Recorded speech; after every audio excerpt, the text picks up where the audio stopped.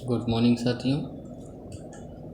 चलिए आज हम लोग लिखेंगे सबसे पहले 60 शब्द पर मिनट की स्पीड से, फिर उसके बाद 80 शब्द पर मिनट की स्पीड से। जैसा कि आप लोगों को बताया जा चुका है कि कल जो है आज रात 10 बजे से 13 तारीख को सुबह 5 बजे तक लॉकडाउन लगा रहेगा।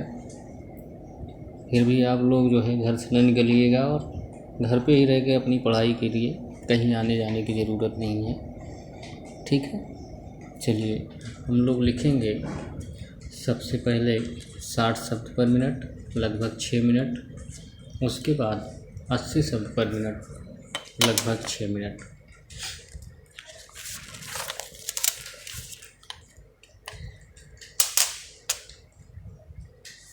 चलिए लिखेंगे, रेडी स्टार्ट। महोदय, जो यह बजट प्रस्तुत हुआ है वह देश का एक ऐसा नया चित्र उपस्थित करता है जो चित्र उन्माद का है, आशा का है, सफलता का है। इसमें नए कर ज़्यादा नहीं लगाए गए हैं और जो थोड़े से कर लगाए भी गए हैं वे इस ढंग से लगाए गए हैं कि सभी लोगों पर उसका बोझ पड़ता है। इससे भी उनको निराशा हुई है। दूसरी बात जिससे उनको निराशा हुई है यह है कि 1-2 वर्ष देश को लेन देन के मामले में कठिनाई का सामना करना पड़ा था।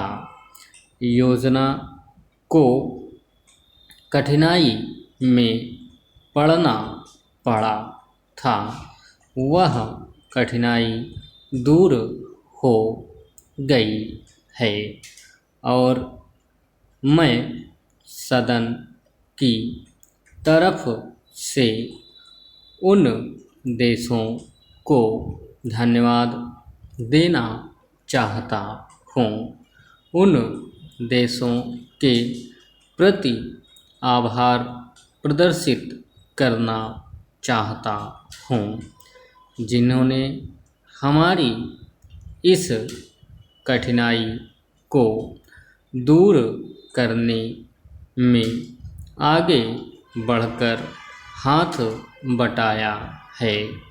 मेरे मित्रों को इससे निराशा हुई है कि विदेशी सहायता बहुत ज़्यादा और तेज़ी से पहुंच रही है और हमारी जो कठिनाई दूर हो गई है इससे उनको परेशानी हुई। कम्युनिस्ट इसलिए भी परेशान है कि पिछले 1-2 वर्षों में देश की पैदावार बहुमुखी ढंग से बढ़ी है, औद्योगिक पैदावार बढ़ी है।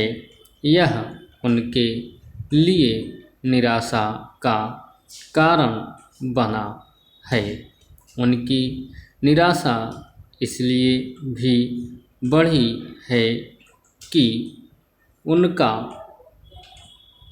मालिक, उनका मित्र हमारे देश की सीमा पर जब फौज लेकर खड़ा है और जब देश पर खतरा है तो वह देश की आर्थिक हालत क्यों देश की वित्तीय हालत तथा दूसरी हालत इतनी अच्छी हुई है और क्यों इतनी अच्छी छवि उभरी है, लेकिन उनकी निराशा हमारी सबसे बड़ी आशा है। उनकी असफलता हमारी सबसे बड़ी सफलता है और मैं समझता हूँ कि उनके भाषण हमारे वित्त मंत्री महोदय के लिए सबसे बड़े बधाई के भाषण हैं। 2-3 और चीज़ों की ओर मैं आपका ध्यान दिलाना चाहता हूँ। उनकी और दूसरे माननीय सदस्यों ने भी आपका ध्यान दिलाया है। हमारी सरकार का ध्यान भी उस ओर गया है, लेकिन मैं समझता हूँ कि उन पर और अधिक ध्यान देने की आवश्यकता है। पहली बात तो यह है कि जब चीज़ों की पैदावार बढ़ रही है, जब देश उन्नति की तरफ जा रहा है, तब भी देश में कीमतें बढ़ रही हैं। स्टॉप। चलिए अब आगे लिखेंगे हम लोग 80 शब्द पर मिनट।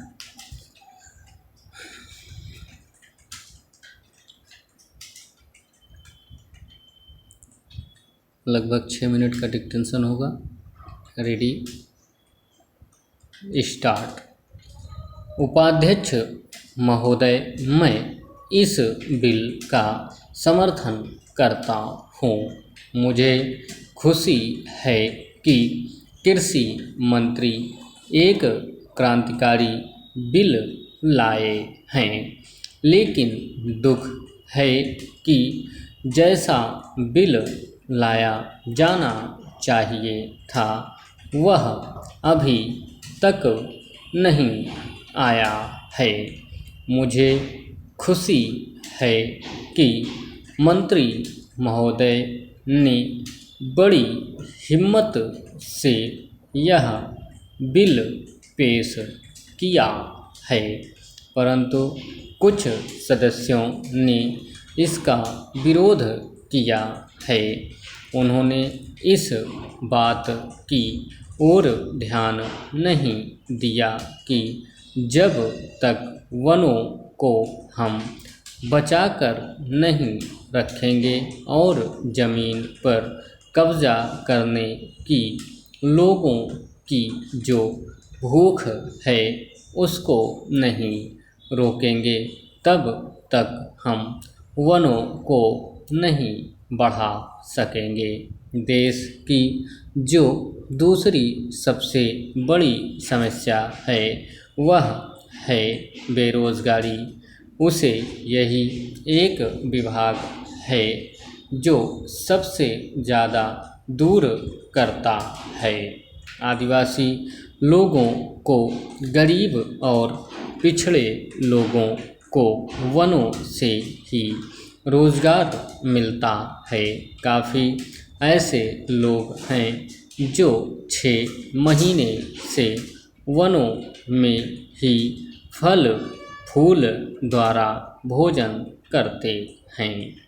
मैं इस विषय में मंत्री महोदय का ध्यान आकर्षित करना चाहता हूँ। मेरा क्षेत्र अंडमान निकोबार है, जो बहुत हरा भरा है। वहाँ काफ़ी जंगल है, लेकिन उनको काटा जा रहा है।